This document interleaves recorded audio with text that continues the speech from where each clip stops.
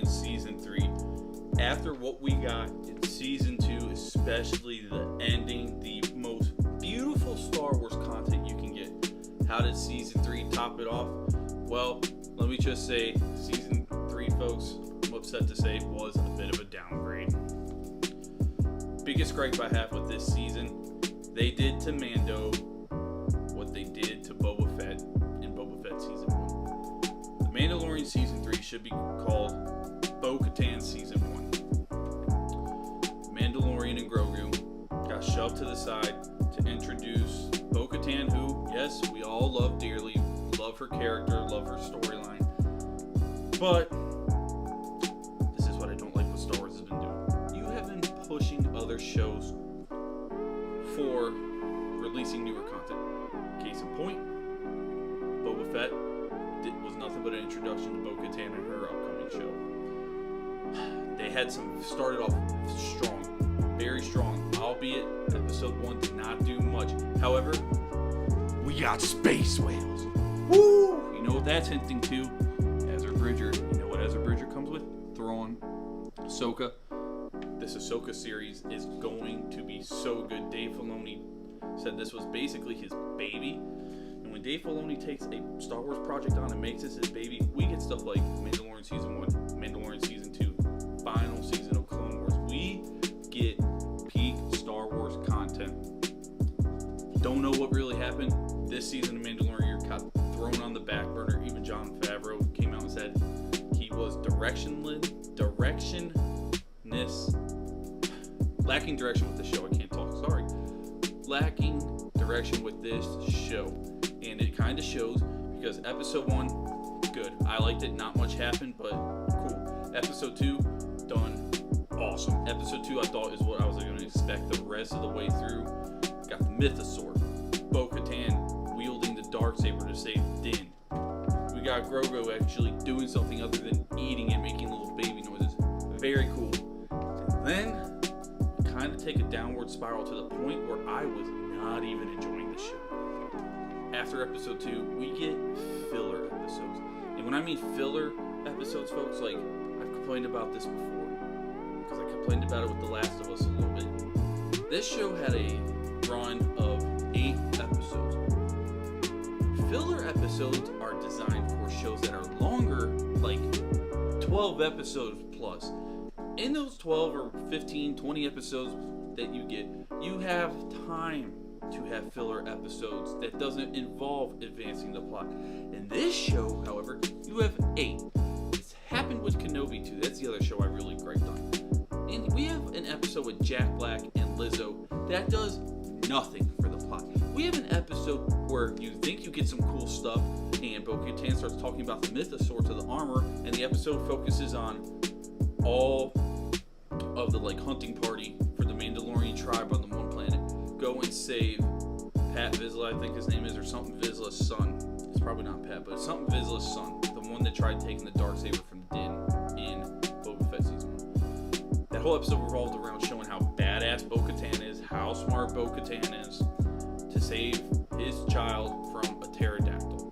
Didn't advance the plot at all. We already know Bo-Katan's a badass. Like, why? Why? We have an episode a lot of people loved, I personally did not like, had to do with the New Republic, one of Moff Gideon's spies, and it involved her and the scientist that was doing the cloning experiments on Grogu, who wanted Grogu to be saved and didn't agree with what the Empire was doing for cloning purposes or whatever. On Coruscant. I love Coruscant. I love the idea of going into the underworld of Coruscant and exploring stories that way. I don't love that I had an episode dedicated to that to show me, hey, she's still with Moff Gideon for no damn reason. It wasted a whole episode, had nothing to do with Mando or Grogu. She spends the whole episode telling him, hey, we have stuff on this old Empire ship that you can get so you can go back to doing your cloning stuff. All she does is double twist, turns on him, double agent, wipes his brain, and just this show, I know the New Republic wasn't that smart. That's how they let the Empire kind of come back. But this show makes the new Resistance, the New Republic, sorry, not the New Empire, the New Republic. They are idiots. I mean, we're talking complete dumbasses. The reason that bad things happen to you is because you're a dumbass. Oh my gosh, like some of the stuff, it doesn't make sense. Like, no wonder Kylo Ren came to power and all this other stuff. Like, just dumb elected officials, man. It's just stupid. But the last 2 episodes, the show does pick back up after all this wasted time. And we get some cool fight scenes. Moff Gideon finally returns. We get a nod to Thrawn. They're asking, where's Gideon's asking, where's Thrawn at? We haven't seen him. You all talk about he's supposed to be back. He's not. That was cool. Going back to Mandalore, fighting to go back and rule Mandalore so the people can go back. Really well done. Final episode was very cool for me. It was too little too late. I was already so frustrated with the show and getting aggravated with some of the choices they make. The fighting was cool. The end fight scene with Moff Gideon, Din, and Bo-Katan was done very, very well. Did not like the direction to have Moff Gideon just crush the Darksaber in Bo-Katan's hand. Like, that is a legendary weapon. That thing's lore is tied to the rulers of Mandalore, and the history behind it is so important for them to kind of just poke fun at it like it's a toy and just crush it in Bo-Katan's hand. Didn't like that. Does Luke maybe come along and help them rebuild it? Ahsoka, who knows? Interested to see where that goes. The other thing I didn't like, the Mythosaur was introduced in this season. Nothing really happens with the Mythosaur. After that amazing reveal, nothing happens besides Din adopting Grogu as one of his own and Grogu taking on the Kree. And you see the Mythosaur's eyes open up and it like growls in the water because like Grogu can sense it. Whatever, it was lame. Like, why bring that up if nothing's going to be happening with it? You could have brought that up in a Bo-Katan season by itself. That way it ties into her story a little bit more. Like, oh, the Darksaber, maybe Bo was going through some, worry. She doesn't have the Darksaber. People are truly going to follow her. Then she finds the Mythosaur. Then she rides the Mythosaur because I think that's what it's going to end up doing in the future. But, man, overall, very disappointed with this season. Like I said, too little too late at the end. And at the end, it's kind of like what's going on with the Mandalorian, because the way the ending is, you think Grogu and Din's story's done, but apparently they have season 4 and some other seasons planned. I don't know. Don't know what they're going to do now that Moff Gideon's gone. But there are some cool Easter eggs in here. There's a Death Trooper Easter egg. And man, you know me, I have been clamoring for a Death Trooper show, movie, some type of video game, like a Resident Evil style video game with Star Wars. Like, just please. There's a scene in one of the episodes where Rebellion pilots come up and find Moff Gideon's prison transport. Everything's gone, but the way they filmed the scene with this droid probe going into the ship and looking around, it gave a huge, creepy, tense atmosphere. It's like, I know Star Wars can do it. Stop worrying. Like, let's get some R-rated Star Wars content. Give me the Death Troopers. That story is so dark and so cool. Like, I want it so bad. Just please, please, please, Kathleen Kennedy, stop being an idiot for once.